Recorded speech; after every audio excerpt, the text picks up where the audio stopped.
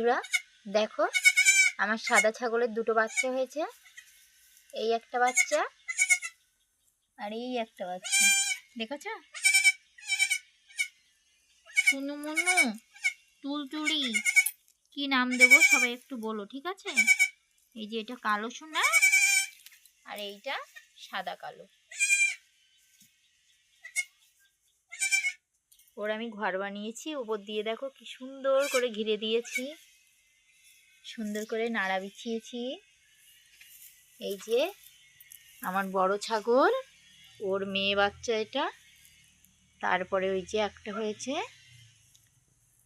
বাদামি রঙের, আরও একজন আছে ওখানে পিছনে। তো এনারাই আমার ছাগল, আমার সঙ্গী, আমার সোনা। দেখেছো কি সুন্দর তুলতুলি।